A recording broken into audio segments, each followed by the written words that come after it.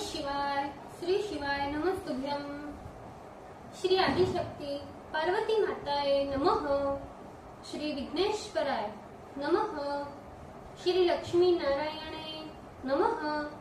श्री सरस्वती ब्रह्माय नमः।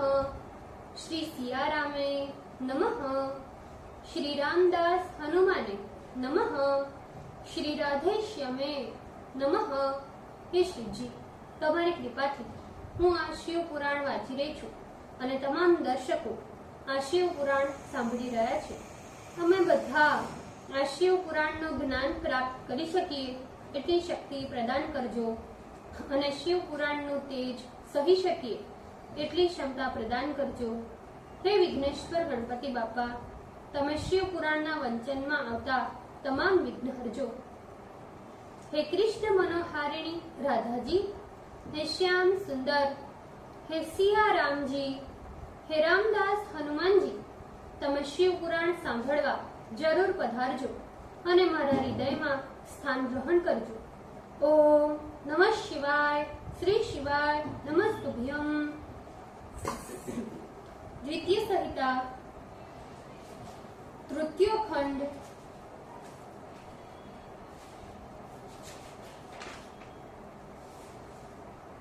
सप्तविशोम अध्याय ब्रह्मचारी द्वारा शिव के स्वरूप की निंदा। Page number 558। पार्वती बोली, हे ब्राह्मण ब्रह्मचारी, मेरा सारा वृतांत सुनो। इस मेरी सखी ने जो कुछ भी कहा है वो ही सत्य है, झूठ नहीं है। मैंने मन वचन एवं कर्म से शंकर जी को ही पति भाव में वरण किया है। ये बात मैं सत्य कहती हूँ, इसमें किंचित मात्र भी असत्य नहीं है। मैं ये भी जानती हूँ कि शिव जी अत्यंत दुर्लभ है। वे मुझे किस प्रकार प्राप्त होंगे, पर क्या करूँ, मन ही नहीं मानता। इसीलिए शिव को प्राप्त करने की उत्कुंठा से ये तप कर रही हूँ। ब्रह्मा जी बोले, इस प्रकार उस ब्रह्मचारी से कहकर गिरिजा तो चुप हो गई। तब वो ब्रह्मचारी ब्राह्मण पार्वती की बात सुनकर कहने लगा, अभी तक मुझे ये बड़ी इच्छा थी कि ये देवी तो किस वस्तु को प्राप्त करने के लिए इतना कठिन तप करती है। हे देवी, तुम्हारे मुख कमल से सारी बातें जानकर अब मैं यहाँ से जाना चाहता हूँ। तुम्हारी जैसी इच्छा हो वैसा करो। यदि तुम मुझसे इन बातों को न कहती तो मित्रता व्यर्थ हो जाती। कार्य तो होनहार के अनुसार ही होता है, इसलिए सुख पूर्वक उसे कहना ही चाहिए। ब्रह्मा जी बोले, हे नारद, ऐसा कहकर जो ही वो ब्राह्मण जाने की इच्छा करने लगा, तभी पार्वती देवी उसे प्रणाम कर कहने लगी, हे विप्रेंद्र, तुम क्यों जाते हो? ठहरो और मेरे हित की बात कहो।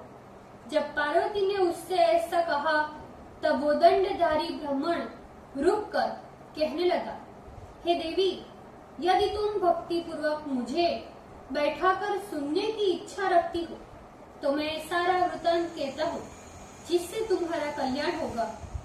मैं गुरु प्रसाद से महादेव को अच्छी तरह जानता हूँ। जो बात यथार्थ है उसे कहता हूँ। तुम सावधान होकर सुनो। महादेव बैल की सवारी करते हैं, भस्म, जटा तथा व्याघ्र चर्म धारण करते हैं और हाथी का चर्म ओढ़ते हैं। वे कपाल धारण करते हैं तथा संपूर्ण शरीर पर सर्प लपटे रहते हैं, विष पीते हैं और अभक्ष्य भक्षण भी करते हैं। ललाट में तृतीय नेत्र धारण करने से विरूपाक्ष तथा महाभयंकर है। उनके जन्म का किसी को पता नहीं और गृहस्थोचित भोग से सर्वथा रहित है। वे दिगंबर है, 10 भुजा वाले तथा भूत प्रेतादिकों के साथ ही निवास करते हैं। हे देवी, तुम किस कारण से ऐसे पुरुष को पति बनाना चाहती हो? तुम्हारा ज्ञान कहाँ चला गया है? तुम ही विचार कर मुझसे कहो। मैंने उन शिव का पूर्व काल में भी महाभयंकर चरित्र सुना है। यदि तुम्हें उसे सुनने की इच्छा है तो मैं वो भी कहता हूँ, तुम सुनो। पहले दक्ष की कन्या सती ने शिव का वरण किया था। उसके साथ उन्होंने जैसा व्यवहार किया है वो बात भी तुमने सुनी होगी। दक्ष ने स्वयं अपनी कन्या को इसलिए नहीं बुलाया कि वह कपाली की स्त्री है और यज्ञ में शिव जी को भी भाग नहीं दिया। इस अपमान से अत्यंत क्रुद्ध हुई सती ने अपना प्राण त्याग कर दिया। इस प्रकार खिन्न होकर उसने शंकर को छोड़ दिया। तुम सभी स्त्रियों में रत्न हो और तुम्हारे पिता भी पर्वतों के राजा हैं। फिर इस प्रकार के पति को उग्र तपस्या कर तुम क्यों प्राप्त करना चाहती हो? तुम सुवर्ण की मुद्रा देकर उसके बदले में कांच क्यों ग्रहण करना चाहती हो? अथवा सुंदर चंदन को छोड़कर कीचड़ लगाने की इच्छा क्यों करती हो? सूर्य का तेज छोड़कर जुगनू का प्रकाश क्यों चाहती हो? रेशमी वस्त्र को छोड़कर चर्म क्यों पहनना चाहती हो? घर में रहना छोड़कर वन में क्यों निवास करना चाहती हो? हे देवेशी, रत्न निधि छोड़कर लोहे की आशा क्यों रखती हो? जो तुम इंद्रादि लोकपालों को छोड़कर शिव में अनुरक्त हुई हो, ये तो कोई उचित बात नहीं है और ये लोक के सर्वथा विरुद्ध दिखाई पड़ता है। भला तुम ही सोचो, कहाँ तो तुम्हारे कमल के समान विशाल नेत्र और कहाँ वे 3 नेत्रों से भयंकर वे विरूपाक्ष शिव। कहाँ तो चंद्रमा के समान तुम्हारा अत्यंत सुंदर मुख और कहाँ 5 मुख वाले शिव। तुम्हारे सिर पर सर्पिणी के समान दिव्य वेणी कहाँ और मस्तक पर जटाजूट धारण किए हुए शिव कहाँ। तुम्हारे शरीर में लिप्त चंदन का लेप कहाँ और भस्म धारण किया हुआ शिव कहाँ। तुम्हारे सुंदर अंग में शोभित होने वाला कहाँ दुकुल और शंकर के द्वारा धारण किया जाने वाला गज चर्म कहाँ। कहाँ तुम्हारे दिव्य आभूषण और कहाँ शंकर के अंग में लिपटे रहने वाले सर्प। कहाँ तुम्हारे अनुचर देवगण और शिव के तो सहचर वाले प्रिय भूतगण कहाँ। तुम्हें सुख देने वाला मृदंग वाद्य कहाँ और शिव को सुख देने वाला डमरू कहाँ। तुम्हारे भेदी का शब्द कहाँ और उनके अशुभदायक श्रृंगी का शब्द कहाँ। तुम्हारा कहाँ ढक्का नामक बाजे का शब्द और उनका कहाँ महा अशुभ गले का शब्द। इसीलिए हे देवी, तुम्हारे और शिव में कोई भी समता नहीं है। भला तुम ही सोचो, यदि उनके पास द्रव्य होता तो वे दिगंबर कैसे कह जाते? उनका वाहन भी तो बैल है। इसके अतिरिक्त उनके पास और कोई सामग्री ही नहीं है। स्त्रियों को सुख देने वाले जो कोई गुण वर में होने चाहिए, उन सभी गुणों की बात तो तुम छोड़ ही दो। शिव में वैसा एक भी गुण नहीं है।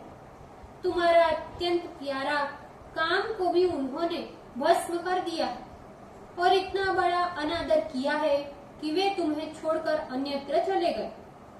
जिस प्रकार उनके जन्म कर्म का कोई पता नहीं है, उसी प्रकार उनके ज्ञान का भी कोई पता नहीं है। केवल उनके गले में विष तथा सहायक रूप में पिशाच ही दिखाई पड़ते हैं। वे अकेले ही रहते हैं और विशेष रूप से विरक्त रहते हैं। अतः मेरी इच्छा है कि तुम उस शंकर से अपना मन हटा लो। कहाँ तुम्हारे हृदय में रत्नों का हार और कहाँ उनकी मुंड माला। तुम्हारे शरीर का अंग राग कहाँ और उनके शरीर का चीता भस्म कहाँ।